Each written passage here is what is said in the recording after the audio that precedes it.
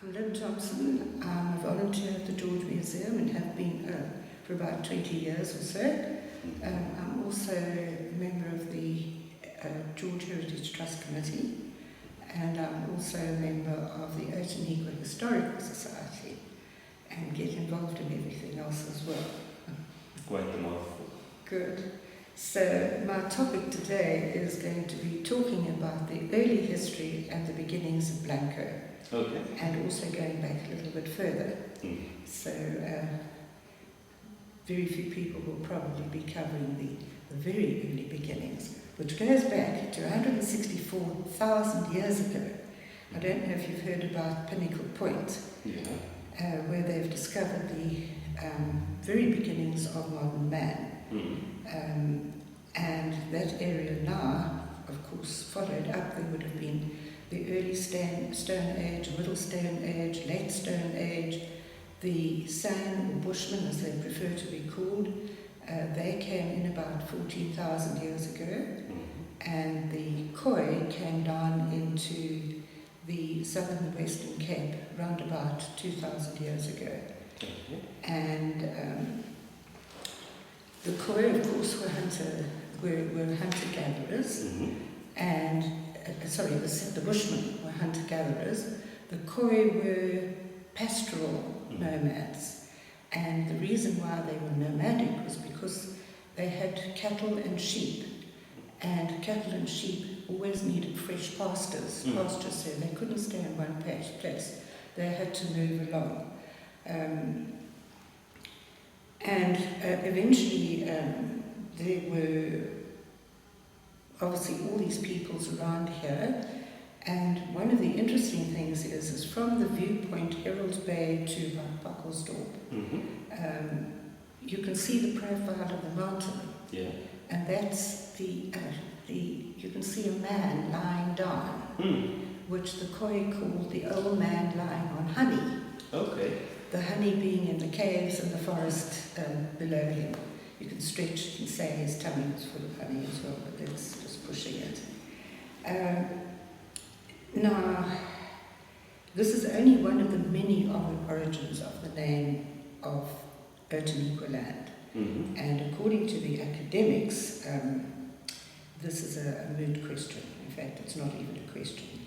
But there were two clans, Khoi clans, the Hessepas in Albertina area, then the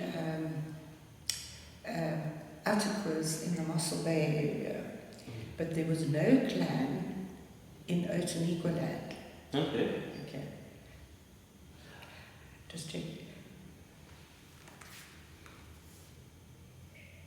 I see. But I have a question for you regarding this. What happened to the clans?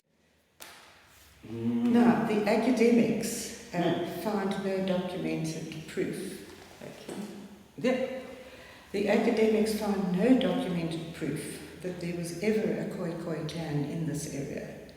It may have once been the land with a kind of similar sounding land, something maybe could have even been Negro, but this theory is not even accepted. There is no documented proof. Now, of course, documented proof is from the European side. Yes. But even the Khoi can't come back and say this. All it could be is the old lands of some clan who may have moved on, may have been pushed out by the Atticus, but all that is purely theory. It's not accepted. You don't feel that maybe this portion of history was sanitized in order to create... No, there is no history. There is no history because the Khoi didn't write their history. So when the European travellers came through, they would of course met the Khoi, and the Khoi used to give them names of places, and all that was given to those early European travellers who were Dutch. Of course, first you would have got Germans, you would have got English, you would have got French, you would have got Greeks, all of them listening to the Khoi people talking, each getting different names. So even Otaniqua land probably wasn't Otaniqua land in the original Khoi. We're talking now 400 years ago. Okay. So stories don't last that long. Good.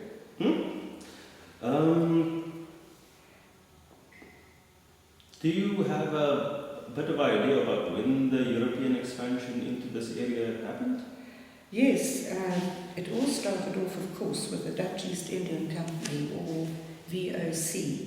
And if anyone's very clever with their German, they will say, and pardon my German, it's the Dutch, the Verenigde Landse Oostenrijkse Company, something like that, okay, which stands for the VOC, which formed in the Netherlands, run by the Hero 17. It was a company, and it wasn't the actual country, it was the company based in Holland.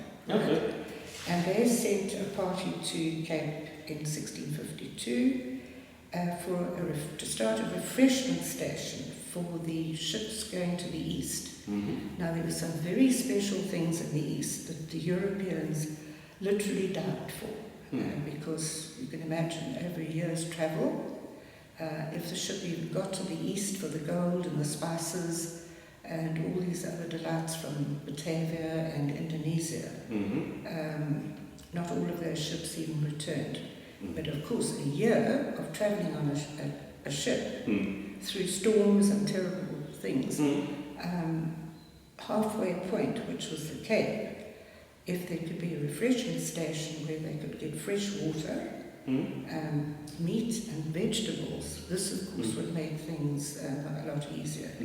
And they were also in the background coming up French and English. The English had the English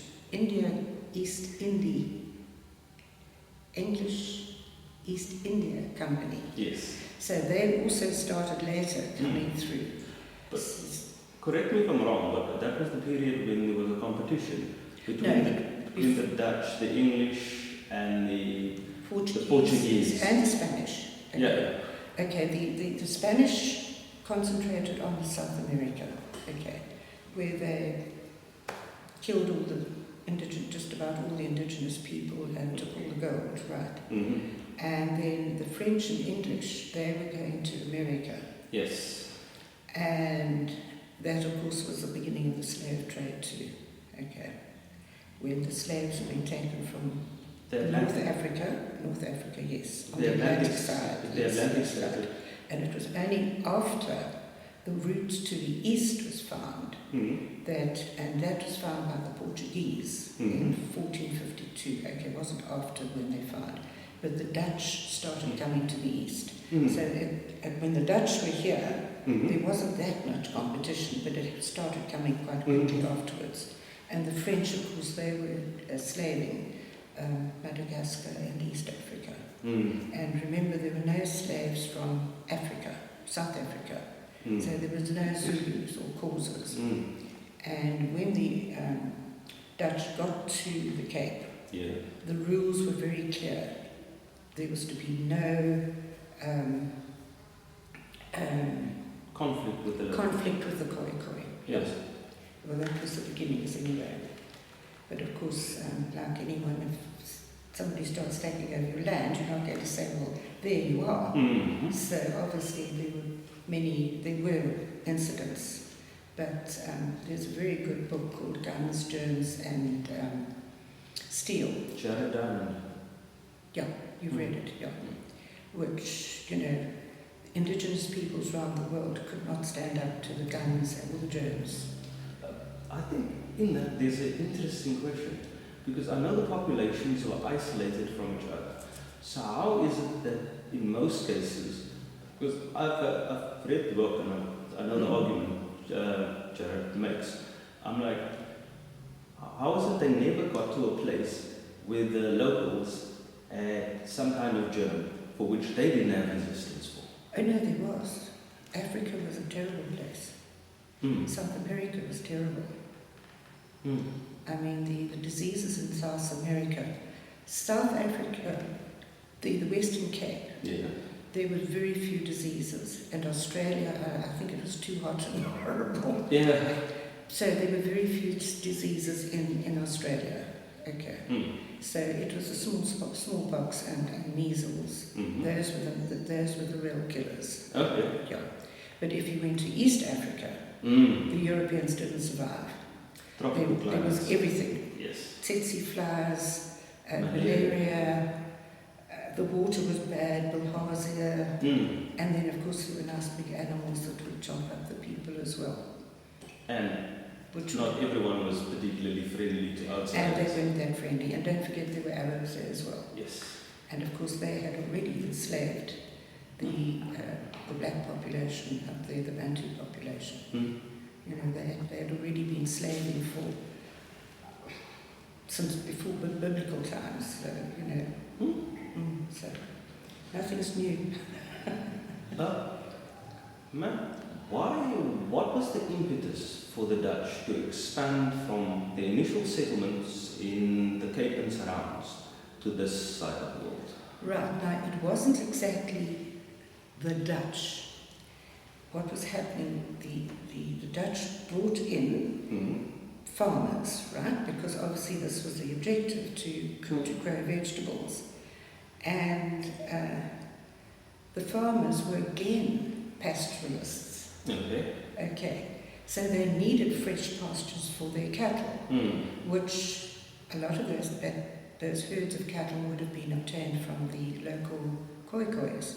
So there was a lot of trading, and the Khoikhoi were very necessary to keep this trade up, because if you kept shipping off all the headed cattle to be, you were constantly reducing your herds. Yes. So the Khoikhoi herds were obviously very important economically and practically.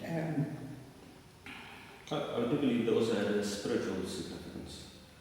There was a spiritual significance to the cattle, because not only was it a beast of burden, a means the Khoi, yes. But it was also a way in which some parts of them explain how creation and how people are nurtured. I've never heard that. All I've heard is that it was your major sign of wealth. You measured your wealth was measured by the number of head of cattle you had. And then don't forget, the Khoi and Birchall, William Birchall, an explorer, he came to the Cape in 1810, and he was one of the few Europeans who recognised the indigenous people for what they were. In other words, he wasn't saying they were better or worse than the Europeans, intellectually or otherwise, because their lives was devoted to surviving in a land. Yes. And that was the important thing. So they didn't have needs for what the Europeans had need. They didn't need to make a house. There wasn't that kind of pressure on environment. Well, it was a completely different lifestyle. But the important thing was their cattle. And every cow, every bull, every ox, which is a neutered bull, had a name. And they could just look and see exactly when one was missing. And Birchall, he had some paid. He paid those who worked for him on his travels. Yeah. And one of his Khoikhoi, when they were travelling somewhere, 8 years before he'd lost one cow. And they get to this place and he recognised his cow, which the chief there said, "Oh, there you are," and returned it. You know, so that takes quite some skills. Okay. Right. And there was literally no conflict between the new settlers and the indigenous population. There were no wars between the Khoikhoi and the settlers. Yes, there were a lot of conflicts going on because more and more of their land was being usurped by the settlers. And in other words, they were running out of grazing for their cattle. But that's a whole another topic. Okay. And to remember all that gets very complicated. complicated. Good. So what you asked was how did the settlement? How did what was the expansion? And what I was saying was that the farmers were running short of space. They were also getting very unhappy with the strict rules and regulations of the Dutch East India Company, the VOC, because everything had to be sold to the company.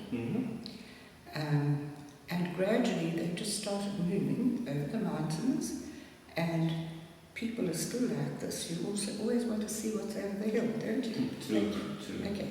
So initially the movement was sort of eastwards along the coast and going northwards and northeast. Okay. So gradually there was this fan of expansion of farmers travelling. Obviously those that hit the northeast direction hit the Karoo.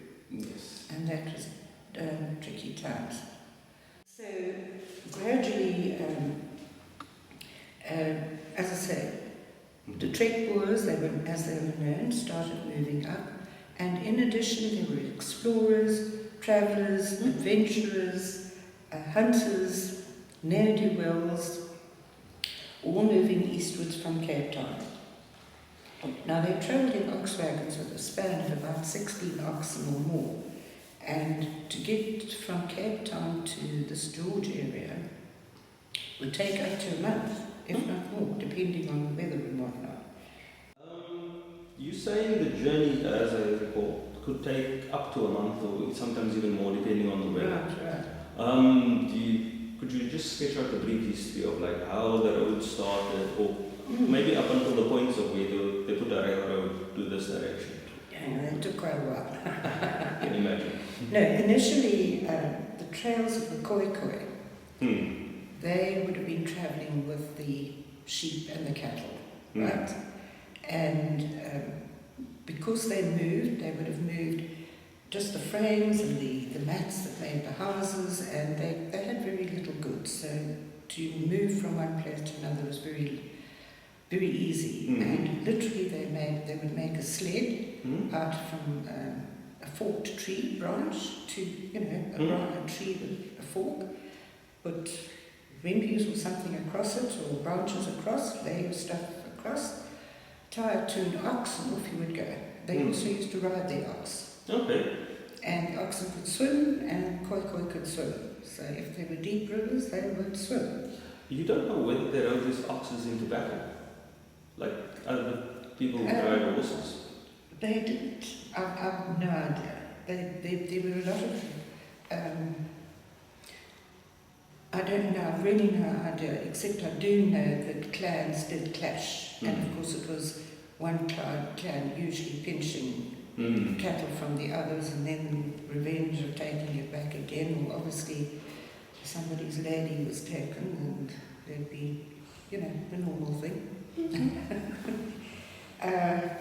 So those initial trails the trek Boers would have followed were made by the Khoi.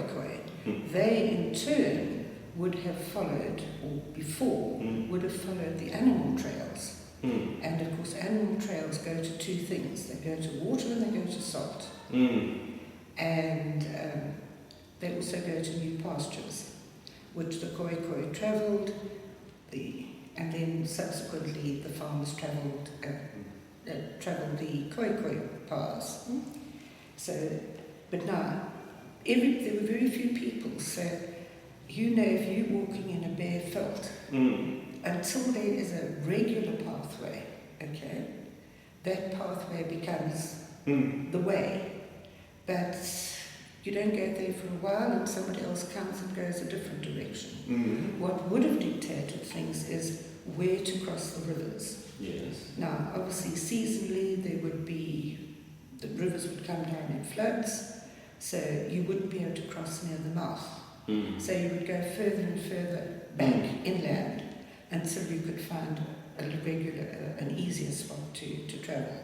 Okay. Many were lost travelling, crossing rivers, but eventually they did in fact have to just outspan and wait till the river went down. Mm-hmm. But certainly drifts were easier. So I'll talk a little bit later exactly where in this area there were the drifts.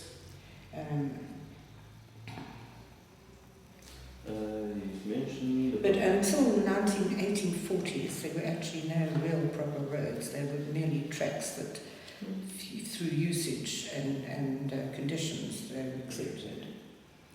And what was the main industry of the area initially, other than pasture? Well, the problem was, okay, we've got the farmers coming in, and by the mid-1770s, there was a sprinkling of farmers in this area, really a handful. Mm-hmm. And where Crywash is now, which was originally Swamp River Farm, on that area there were at least 3 Coyote kraals, and at Pockelsdorp there was another kraal.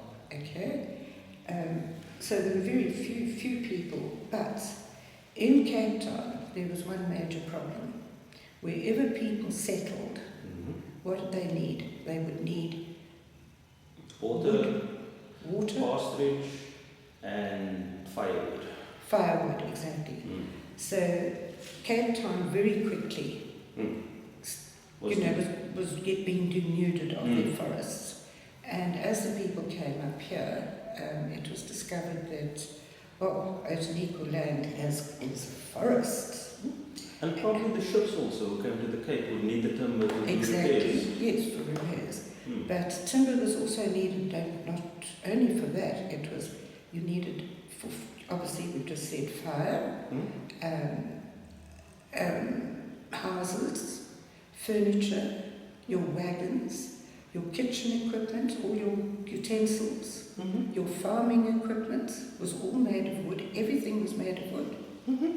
And it was discovered here by the company that certain people were starting to illegally exploit timber in this area. Okay. Now, at that stage, the boundary by the mid-70s had already got to Craft-Renette, okay?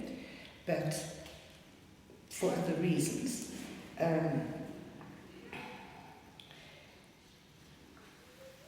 So the company was obviously very unhappy about this. So 1776 they made this decision. By the next year, 1777, some woodcutters had been sent to this area to start a timber post or a beta post, an outside station, an outpost. It didn't go all that well, for a very simple reason. It took the woodcutters a month or more to get to Cape Town with their timber, a month to come back. That's 2 months. And then they've got to chop the wood. Which probably took a month also. Which probably, So another thing, they obviously what I assume would have happened, because the loss of oxen was enormous. Within about 3 years, they'd lost 56 oxen, and they were probably overloading the wagons. And being woodcutters didn't know very much about looking after oxen. Yes. So it got very expensive, and by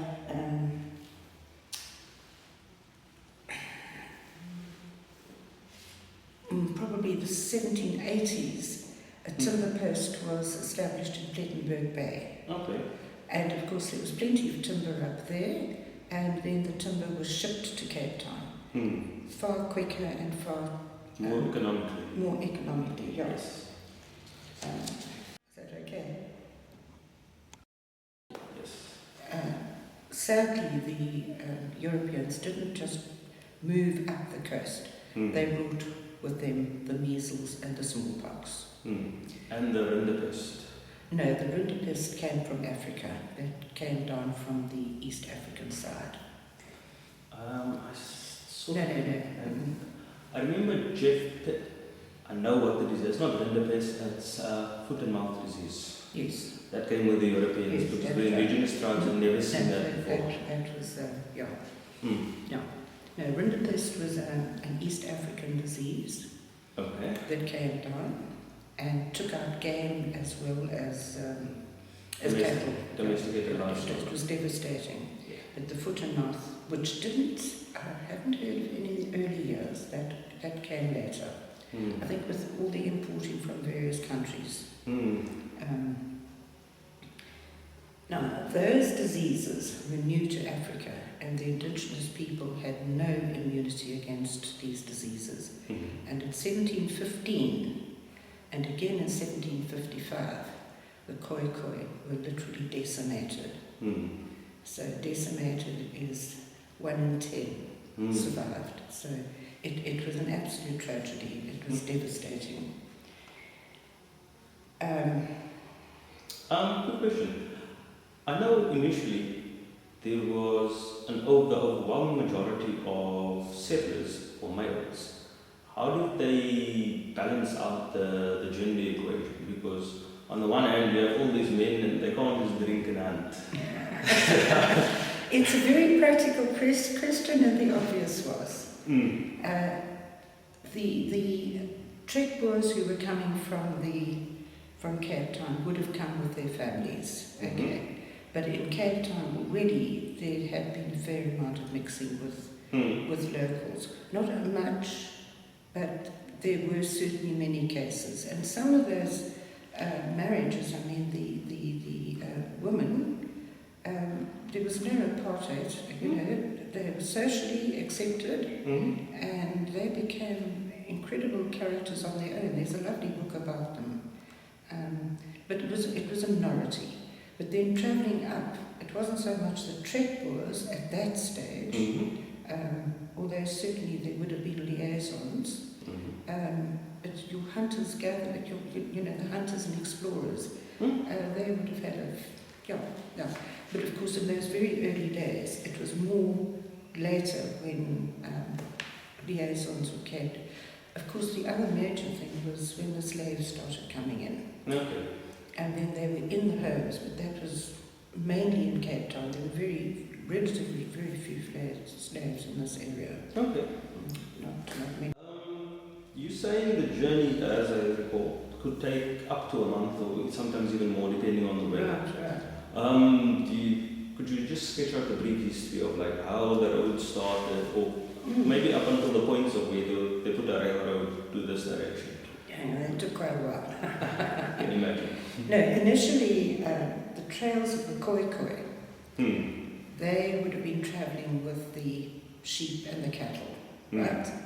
And because they would have moved just the frames and the mats that made the houses, and they had very little goods. So to move from one place to another was very, very easy. And literally they would make a sled out from a forked tree branch to, a tree with a fork, put wimpies or something across it, or branches across, lay your stuff across, tie it to an ox, and off you would go. They also used to ride the ox. Okay. And the oxen could swim, and Khoikhoi could swim. So if there were deep rivers, they would swim. You don't know whether they rode these oxes into battle? Like other people who ride horses? They didn't. I've no idea. There were a lot of... I don't know, I've really no idea, except I do know that clans did clash. And of course it was one clan usually pinching cattle from the others, and then revenge of taking it back again. Or obviously somebody's lady was taken, and there'd be, the normal thing. So those initial trails the trek Boers would have followed were made by the Khoikhoi.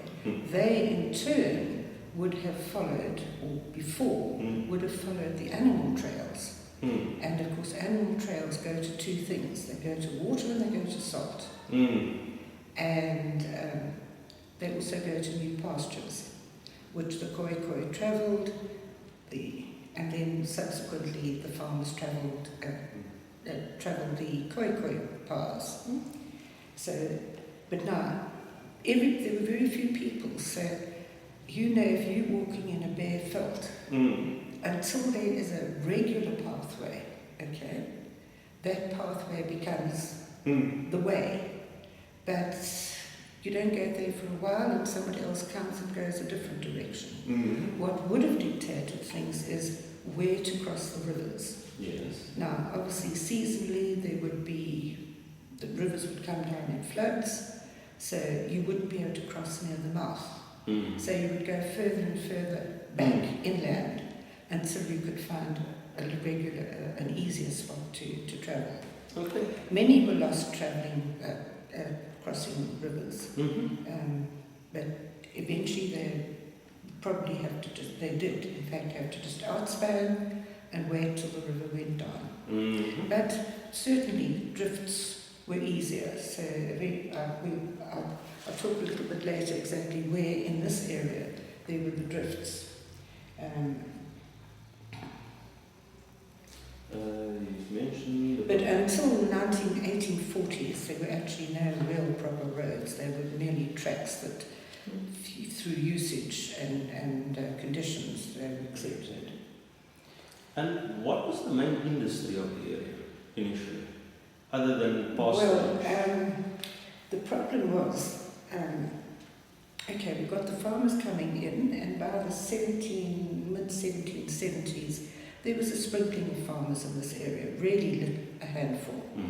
And where Crywash is now, which was originally Swamp River Farm, on that area there were at least 3 Koi kraals, and at Poppersdorp there was another kraal.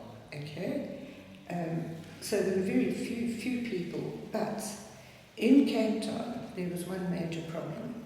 Wherever people settled, what did they need? They would need water, pasturage, and firewood.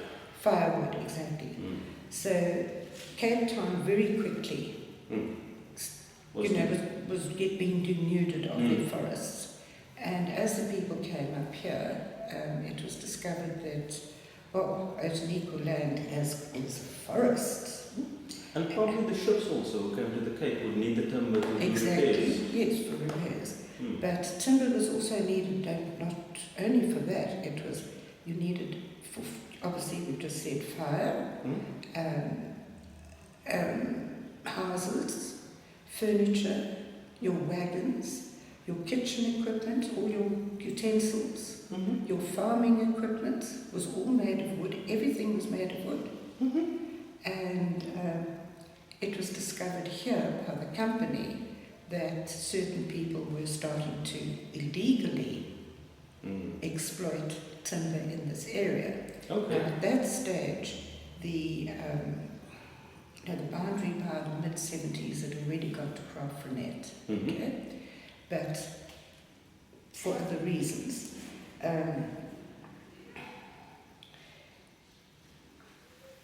So the company was obviously very unhappy about this. So 1776 they made this decision. By the next year, 1777, some woodcutters had been sent to this area to start a timber post or a beta post, an outside station, an outpost.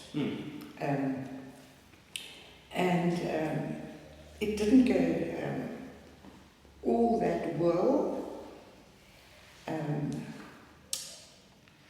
for a very simple reason. It took the woodcutters a month or more to get to Cape Town with their timber, a month to come back. That's 2 months. And then they've got to chop the wood. Which probably took a month also. So another thing, they obviously what I assume would have happened, because the loss of oxen was enormous. Within about 3 years, they'd lost 56 oxen, and they were probably overloading the wagons. And being woodcutters didn't know very much about looking after oxen. Yes. So it got very expensive, and by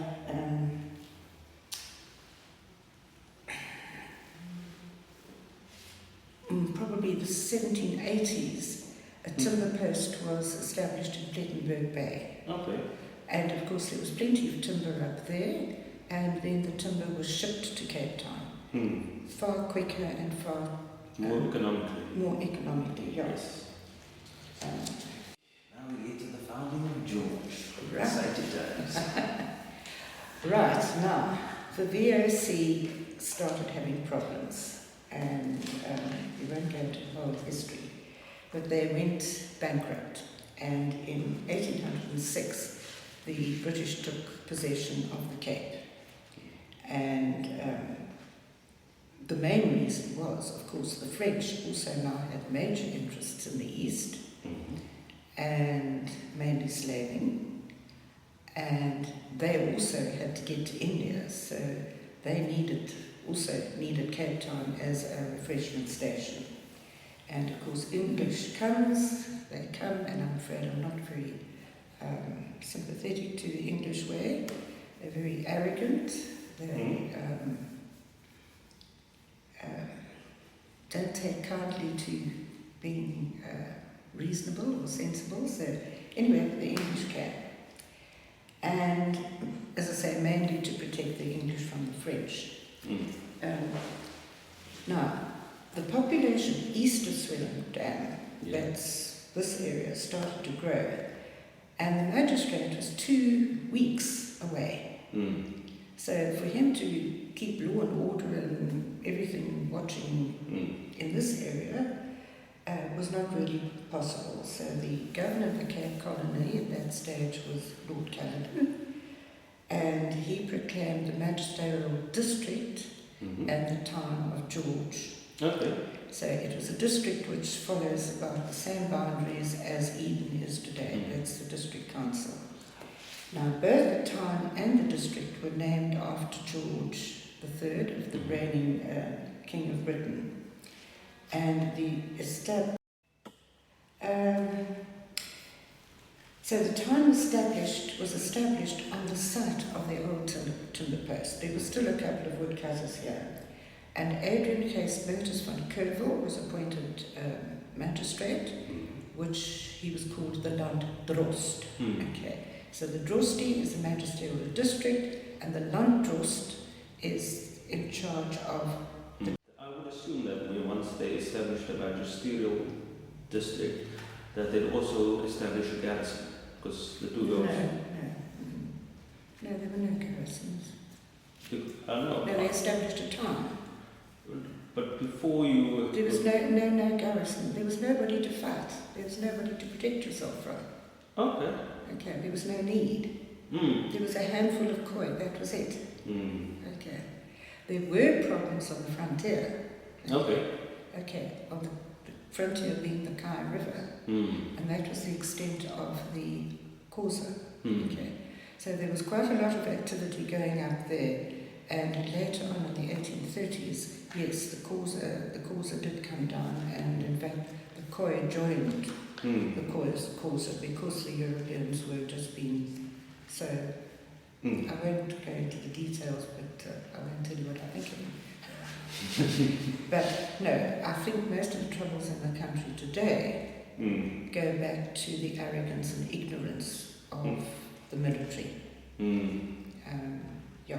In that area. So the town was established, and of course Van Kervel had to provide water, and that was all he had to do for provisions, and laid out a town. And how it started and why people came, I have no idea. Because it's just a bush. Okay? Okay. And it's not on the route to somewhere where there's a larger population or a larger town. Well, it was in a way, because people had to wanting to get to the eastern frontier. Craftmanette was, as I say, already established in Uitenhage. There was a pass, the Atticus Pass, Atticus Kloof Pass, just where the Robinson Pass is now, just north of Mossel Bay. Then the travellers had found another way, and this goes back fairly early to the late 1600s, maybe the very early 1700s. They'd found another way over the Devil's Pass, which is behind Wilderness. Those mountains directly behind, in fact, present Berg Class, the road goes up there and comes down into the Long Cliff. But there was one major problem, and that was the Kymans River. Okay. And to go down into the Kymans River was literally down a precipice and then up another cliff. Where the present bridge is, across the Kymans, the road came down from Woodiefield and up. So it was terrifying, it was difficult, and a huge number of wagons didn't succeed. So it was not very easy. So when Van Kervel began, after finding water, one of the first things to do was to find an easier route over the mountains. And again, guided probably by Coyote, they found this route which was called George Cliff, and then they built a little track or marked out a route to get over the Craddock Peak. Okay. Which is marked today on the ridge of the mountain. There's a line of white stones, which you can see from the Atticus Pass. Okay. And it was referred to by Colonel Mitchell, he was Secretary of the Cape, as fit only for baboons. Okay. It was so difficult. It was literally like that. So it was not much easier, but it was a much shorter precipice to go up.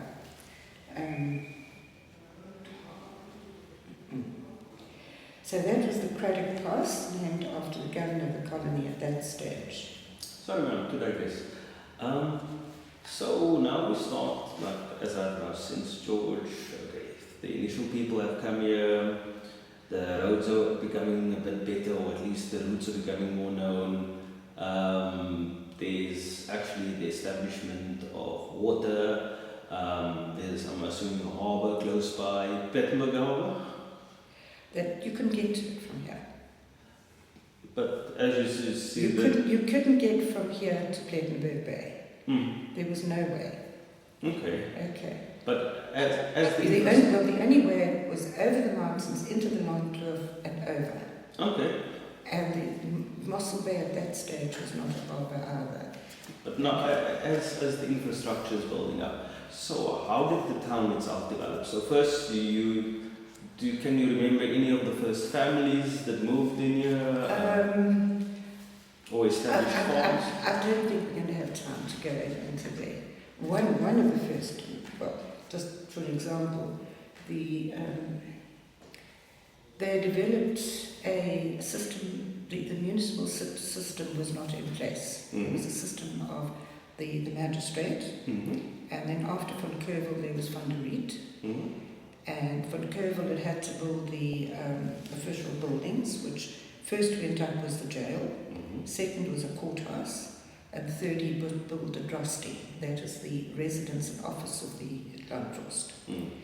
And he retired in 1819, and Van der Riet took his place. And then Van der Riet went on holiday in 1926. He went to Mossel Bay, so you can see people going to holiday to Mossel Bay. It was already functioning. And because the drosty was so damp downstairs, he put all his personal belongings and clothing, all those things upstairs. And a fire was started in the thatch by the chimney, and the whole upstairs was destroyed, and he lost everything. And he got no compensation. And 1829, they changed the system to, 1830s, they changed the system of government to a system of commissioners. And the first chairman of the commissioners was Michael O'Connell. And his story is extremely interesting. Came out from Ireland in 1825, obviously with money. and he had a brother over who went and farmed in the Erzurum area, and he was very civic-minded, very generous. He gave some of his ground donated to the Catholic Church. He was always helping someone, and in fact, probably because of his generosity, a bank had been started in 1869, the George Divisional Bank, and it was a very bad time to start a bank. The economy was very bad, depression right around the country, and they continued lending. Okay. And of course the bank crashed, and he was the major shareholder and lost everything. And his wife was not impressed. From being number one lady to a pauper, didn't sit very well on her. But you know, there were many other characters. But what was happening as the population grew, the credit pass had to be replaced. It was just much too difficult. And the same Colonel Mitchell, who said that the credit pass was no good, he actually designed the Montague Pass. Okay. And now we're starting to get to the story. Now, with both these passes, the development of George virtually was nil, because nobody was going through. Okay, you didn't have to go to you didn't need to go over the Devil's Corp anymore. So, oops, time planning didn't do too well. So, people were coming down straight from Mossel Bay and over first the Craddock Pass and then the Montague Pass. And of course it was blank, this little area below the pass that had an outspan, started at little markets. And then with the construction of the Montague Pass, which was done by, the engineer was Henry Fancourt White, and the tinkle there is the Fancourt. Anyway, after the pass was completed in 1848, and, sorry, you edit out, don't you? Yeah. When the pass was completed, shortly after that, he purchased a portion of the farm which was below, in that beginning area, the low part of the pass. And he cut off a section of his farm and laid out a plan of a village, which the people called Whitesville. He didn't like that, he called it Blanco. Because the euphemism for in French meaning white. Okay. And of course he was instrumental in the beginnings, and of course he set aside sufficient land for church, market, blacksmith shop. By then they were already harness makers. Wagon makers. No, not wagon makers, but people who could repair wagons. Okay. So, and then of course the blacksmith who would repair anything, the horses' hooves, and I think oxen sometimes also had shoes. And then of course wagon wheels had to be, the rims, steel part had to be completed too. And Montague Pass was actually named after Lord Montague. Montague wanted to name the pass after Fancourt White, but he said no, so that's how Montague Pass got the name. But now, even more so now, George was just a backwater. So that was completed in 1848. But in the meantime, the Eastern Cape had grown through fits and starts. And the early travellers had gone as far as Uitenhage, Graafrenet and Grahamstown. And of course the 1820 settlers came in as a buffer from the eastern frontier for the Cape colonies. So this was against the cause of the Persians.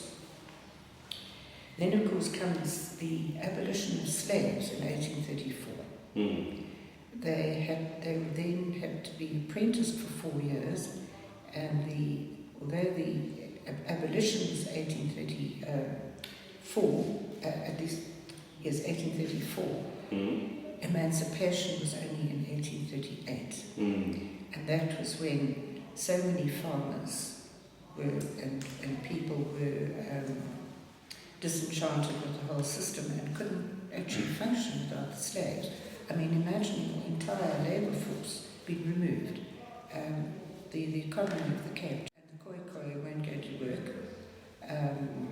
on the farms, they weren't happy, and the slaves certainly didn't want to work, but of course they then became impoverished because there was no income.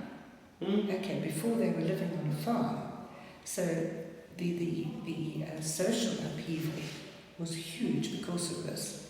But because of the unhappiness, most of the Great Trek was from the Eastern Cape. Okay, farmers who'd already gone up there. There were actually very few trekkers from Cape Town itself. Funny enough, that's how it went. So we've now got the beginnings of Blanco, right? And most of the businesses were in Blanco. Now, the route from George to Blanco before was very sort of nebulous, but anyway, there was now a road made from George to the very northeast portion of Blanco, where there was obviously an easy drift over the Molchos River. And then the road went parallel to what was called the Krakakamma, which was later corrupted to Krab Makar, to meet the Montague Pass at the base. And there was another shortcut across another drift. Farmers used to start coming from Mossel Bay, take a shortcut, as people always do, through another drift. Now, a few years later, Montague White, at least Henry Vancourt White, sold a portion of his farm called Oaklands to a Mr. Francis Cook. And at the bottom of his property was this drift, so that was called Cook's Drift. Yes. So the very north and the very south, there were two drifts. Okay. And Mr. Cook named his farm Oaklands, and he did in fact plant many oaks. Okay. And one of the questions is often raised is, why did the Europeans plant oaks? It wasn't just for pretty avenues, it was actually for the acorns. Made wonderful fodder for pigs. Okay. Yes. And horses and donkeys also enjoyed them, and were very important. I'm sorry, I'm jumping ahead because I think the time is sort of running out. There's not much. Okay, go ahead, man. Okay. You had a question? Yes. I see you mentioned something about the postal system in the early days. Yes. Could you say more on that? Yeah. One other small point was that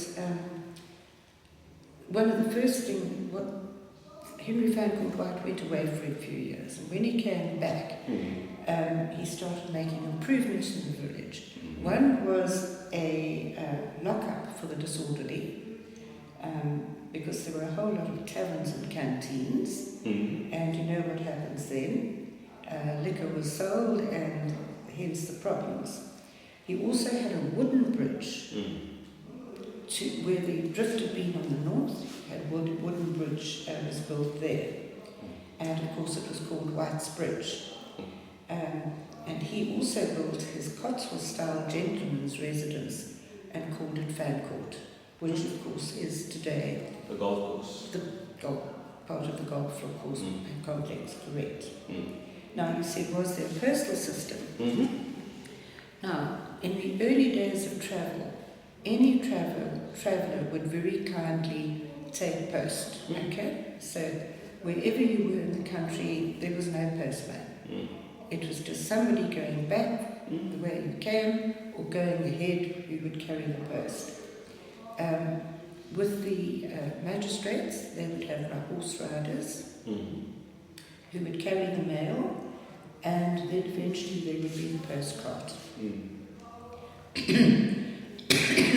But the postcard wouldn't ever carry passengers. Okay. Obviously you had to keep it light so that it could travel fast.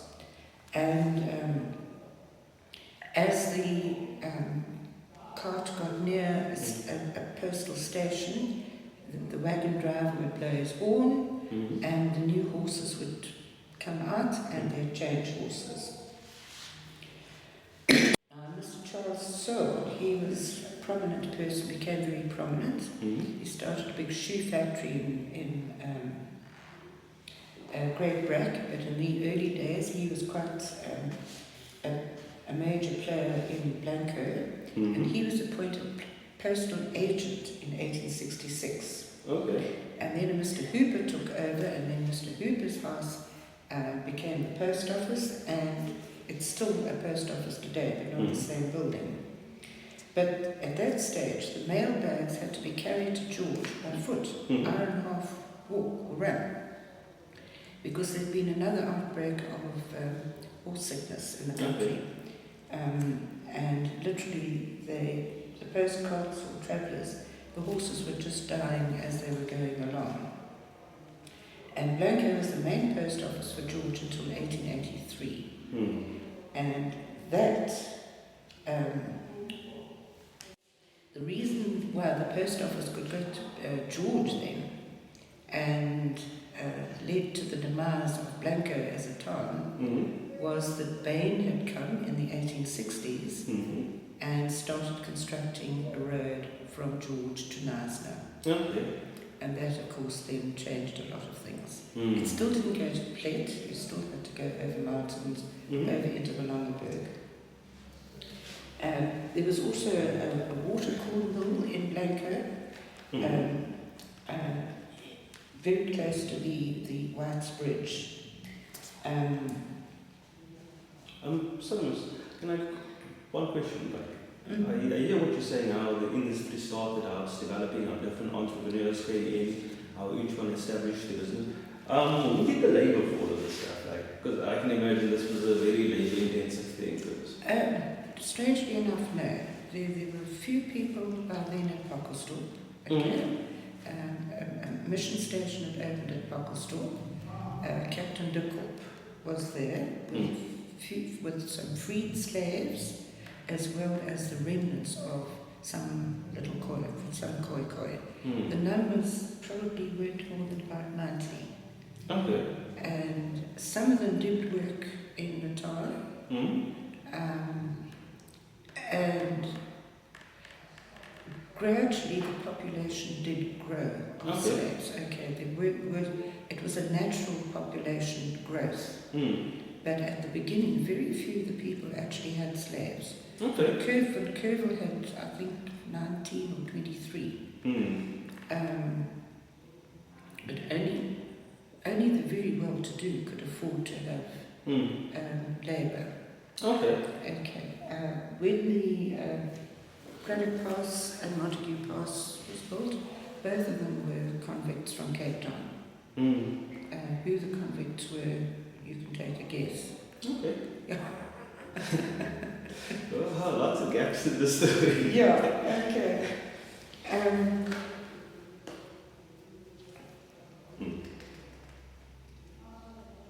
Ma'am? Okay, so essentially what happened, to just finish off the story of getting to Blanco, in 1874, the District Council built a new causeway to get to Blanco, which is the present from the George Street and joins up with Witfontein. In 1831, they started building a new bridge, and there was this huge, the record of rainfall, flood, took away Mr. White's bridge up the way and all the construction for the new bridge. Anyway, in 1933 the new bridge was built. Cook's Drift was then redundant, and in 1964 the bridge was widened, and that is now the only remaining bridge in Blanco. Okay. So that's the beginning and the end of Blanco, and it's been a sleepy hollow ever since. Mrs. Johnson,